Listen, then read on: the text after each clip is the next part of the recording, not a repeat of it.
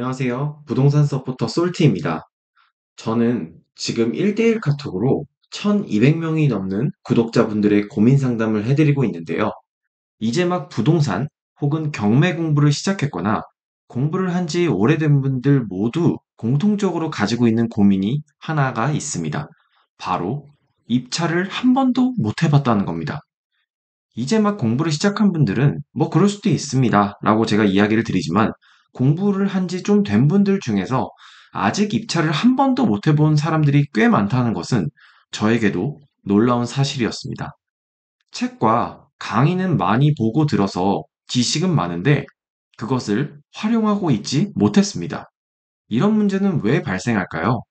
오늘 영상에서는 이러한 문제가 왜 발생하는지, 그리고 그것을 해결하려면 무엇을 공부해야 하고 어떻게 실천해야 하는지 말씀드리도록 하겠습니다. 우리가 경매를 하는 이유는 결국 낙찰을 받아서 수익을 얻기 위해서 경매를 합니다. 수익을 얻으려면 받아야 되고, 낙찰을 받으려면 법원에 가서 입찰이라는 걸 꼭 해야 합니다. 입찰을 하려면요, 입찰할 물건을 정하고 시세 조사를 해야 합니다. 근데 재밌는 건요, 제가 여기 그림에도 표현해 놨듯이 물건 검색하는 사람이 100명이라고 하면은 실제 입찰까지 법원으로 가서 입찰하는 사람은 10명 내외입니다. 10% 정도 되는 거죠. 이거는 제가 구독자 1200명이랑 얘기하면서 어느 정도 인간 빅데이터를 통해서 얻은 거라 믿어도 됩니다. 그렇다면 왜 90%나 되는 사람들이 경매 강의를 듣고 경매 물건을 검색하고 그럼에도 불구하고 입찰까지 이어지지 못하고 중간에 포기하게 되는 걸까요? 여러분은 물건 검색을 하고 난 뒤 실제 그 물건으로 입찰까지 이어진 경우가 얼마나 있으세요? 아마 비슷한 경험이 있으실 거라 생각이 듭니다. 그래서 저는 초보분들이 혹은 공부를 오래 하셨지만 아직 입찰을 못한 분들이 왜 입찰을 아직도 못할까? 라는 질문에 대해 한번 생각을 해봤습니다.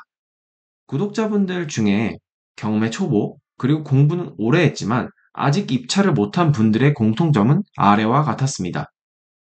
이분들은 이런 경험을 했더라고요. 자, 일단 경매 공부를 일단 합니다. 책이든 강의든 유튜브든 공부를 합니다. 그리고 배운 지식을 가지고 실제로 물건 검색을 경매 정보 사이트에서 열심히 합니다. 그러면 여러 물건이 검색이 되겠죠. 그때 이 물건들을 이리저리 살펴봅니다.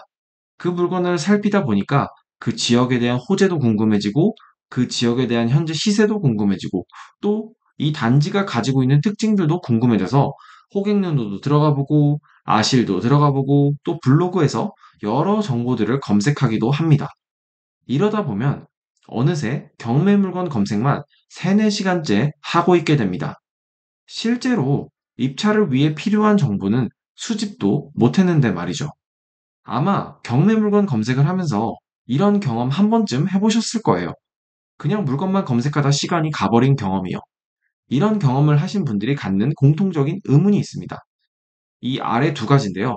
1번, 바로 어느 지역을 봐야 할지 모르겠다는 거예요. 우리나라에는 시, 군, 구 기준으로 100개가 넘는 지역이 있습니다. 사실 훨씬 더 많죠. 이 많은 지역을 다 검색하자니 너무 오래 걸리고 추리자니 어떤 기준으로 추려야 할지 모르는 겁니다. 기준을 누군가 얘기를 해줘도 그 기준이 나한테 맞는지도 모르겠는 거죠.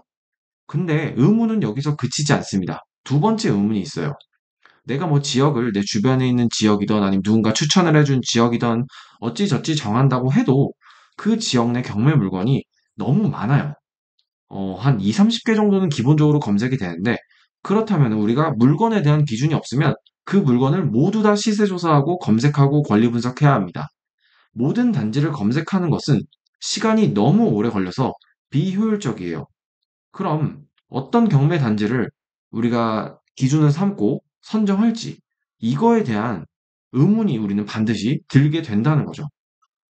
제가 그래서 한번 아무 기준 없이 그냥 아파트만 딱 설정해서 유료 경매 정보 사이트에서 검색을 해봤습니다.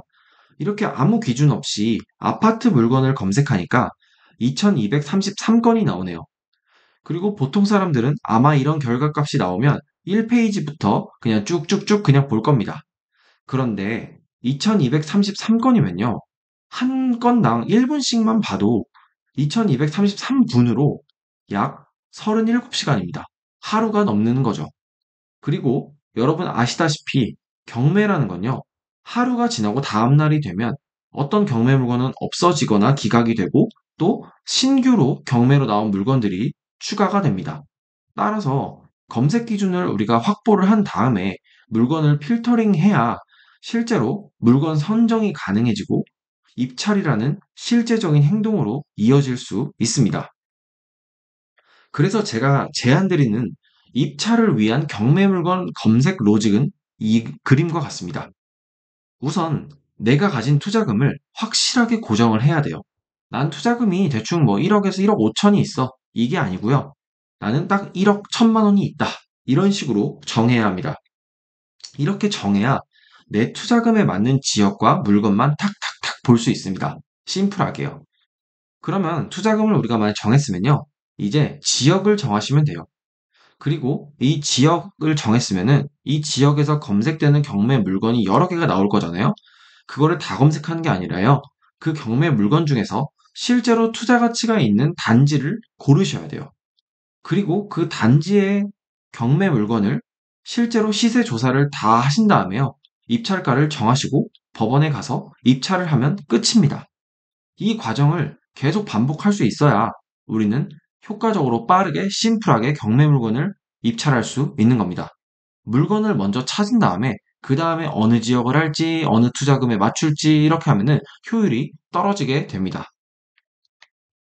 저는 그래서 투자금과 지역 그리고 단지를 선정하는 기준은 사람마다 그리고 그 사람이 가진 전력마다 아주 상이합니다. 제가 이번 영상에서 말씀드리는 그리고 여러분들께 드리고 싶은 정보는요. 구체적인 정보를 드리기보다는 어떤 식으로 공부를 하면 좋겠다라는 큰 방향을 말씀드리기 위해서 이 영상을 만들었어요. 여러분께서 낙찰을 받으시려면 일단 공부 방향을 지역 선정에 대한 공부를 반드시 하셔야 돼요. 어떤 지역을 선정할 것인가? 이거에 대한 문제 말이죠. 내가 만약에 단기 매도를 한다. 그러면은 지금 당장 물건의 매수세가 있는 그러한 지역을 선정을 해야겠죠. 예를 들어서. 그리고 단지를 선정할 때도 마찬가지예요. 단지를 선정할 때도 내가 아무 단지나 선정을 하는 게 아니라 실제로 사람들이 선호하는 단지인지, 그리고 나는 이 물건을 낙찰받아서 전세를 맞춘다면 전세가 맞춰지는 단지인지, 나는 단기 매도를 할 거라면은 전세는 잘 안 맞춰지더라도 단기 매도는 가능한 혹은 뭐 거래가 있는 단지인지, 이런 것들을 공부를 하셔야 된다는 거예요.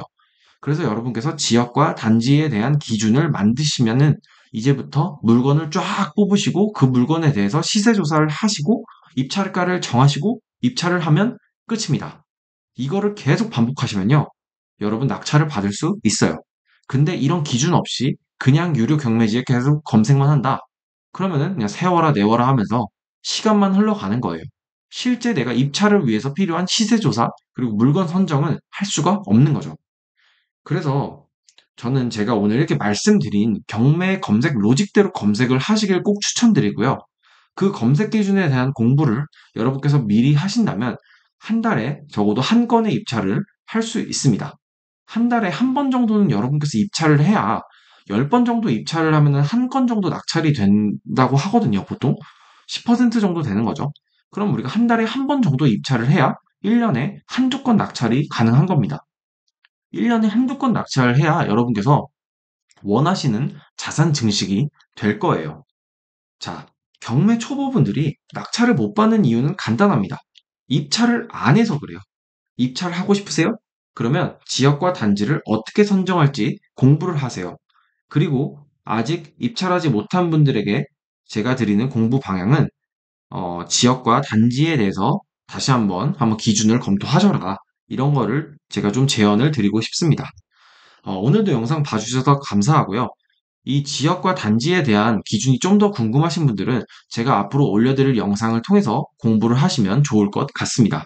아니면 뭐 다른 분들 영상을 보셔도 이 기준을 내가 알아야 된다는 것을 마음에 염두에 두시고 보시면 좋을 것 같아요. 오늘도 영상 봐주셔서 감사하고요. 다음에 더 좋은 콘텐츠로 돌아오도록 하겠습니다. 감사합니다.